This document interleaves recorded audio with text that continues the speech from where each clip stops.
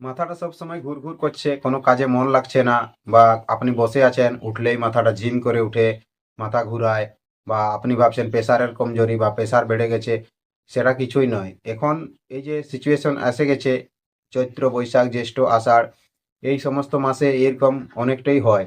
কারণ উপর থেকে মৌসুমের বদলা বদলি চলছে, মৌসুমের কোনো ঠিক ঠিকানা নেই। তাই এ সমস্ত জিনিস অনেক প্রায় হয়ে থাকে, এবং সর্দি কাশি অনেক ধরনের এসব হতে থাকে। তো আজকে আমি একটি এমন গাছগাছড়া নিয়ে এসেছি, যে গাছটি আপনি প্রয়োগ করতে পারলে মাথা ঘোরা সেরে যাবে। এবং আর অন্যান্য যেমন আধকপালি মাথা ব্যথা, এখন মাথা ব্যথাও খুব হয়।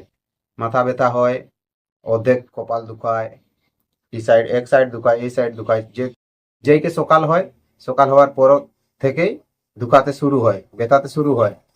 এবং বেলাটা যত ওঠে তত বেশি যন্ত্রণা হয়, কিছুক্ষণ পরে কিন্তু সেটা ঠিক হয়ে যায়।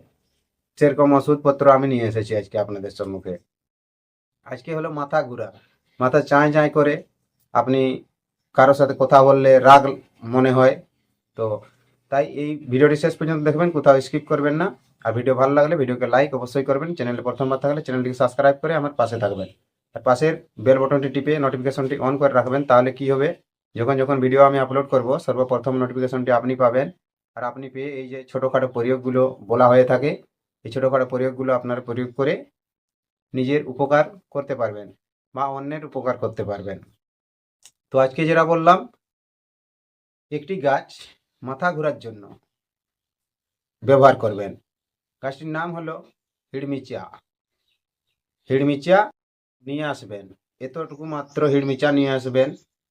এর থেকে বেশিও আনতে পারেন, কোনো অসুবিধা নেই। আপনার উদ্যানে লাগাতে পারেন, বা যেখানে জল ফেলাফেলি হয়, জল চলাচলি করে, সেখানে আপনি পুঁতে দিলে সেটি আবার মানে নতুন করে শাখা তৈরি হয়ে সেটি পুরোপুরি সব দিন আপনাকে সাথ দিবে। সেই লতটি, সেই হিড়মিচা নিয়ে আসবেন, সেই হিড়মিচাটিকে বাঁটবেন।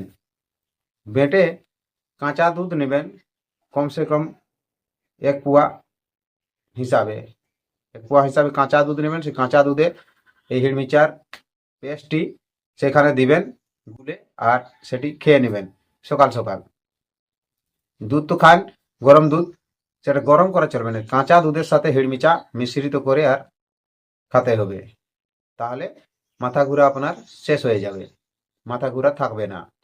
আপনার প্রেশার গন্ডগোল আপ ডাউন হলেও এটা খাওয়া যাবে, কোনো অসুবিধা নেই। হিড়মিচা আপনি যদি রোজ খেতে পারেন তার তো অনেক গুণাগুণ আছে। যদি রোজ একটুকু খেতে পারেন সিদ্ধ করে, কাঁচা খেতে পারলে তো খুবই ভালো।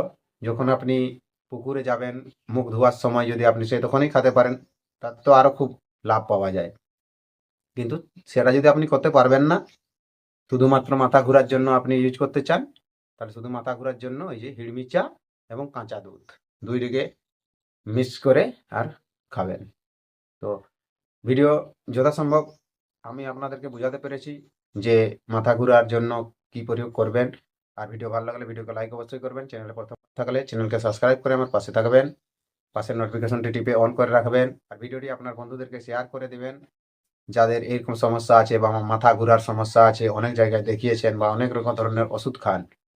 কোনো ওষুধ খেতে হবে না, এই আয়ুর্বেদিক একটি গাছ মাত্র, এই গাছটি খেলেই আপনার মাথা ঘোরা চিরদিনের মতন শেষ হয়ে যাবে।